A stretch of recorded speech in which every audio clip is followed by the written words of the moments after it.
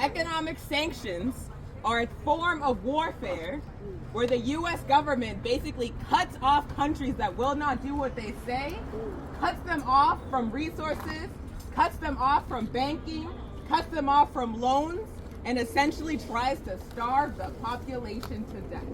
And when I mean that they do this to countries that do not do what they say, they've done it to Zimbabwe for taking their land back from colonizers.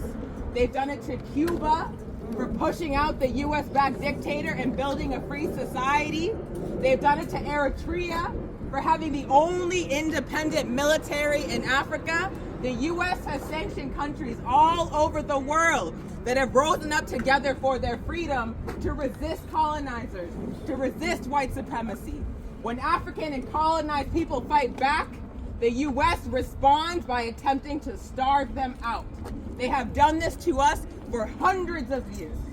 And so the consequences of economic sanctions on the ground. Think about what happens when our communities are cut off from resources.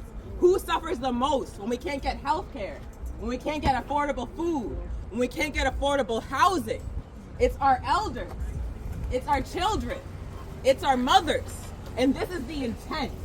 Economic sanctions are a tactic of warfare meant to target the most vulnerable segments of our population. The most innocent and defenseless people is who the U.S. goes for when they apply economic sanctions.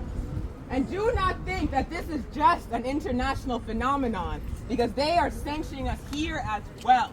When our people rose up in the 60s, in the 70s, in the 80s, when the Black Panther Party was in power, how did the U.S. government respond? By infiltrating our organizations, by murdering and arresting our leaders, and by applying economic sanctions like welfare reform, like cuts to disability, like cuts to food stamps. Those are sanctions, y'all, applied for the very same reason. Because our people fought back, and these people are terrified of what happens when we fight back, and so they are trying to starve us out.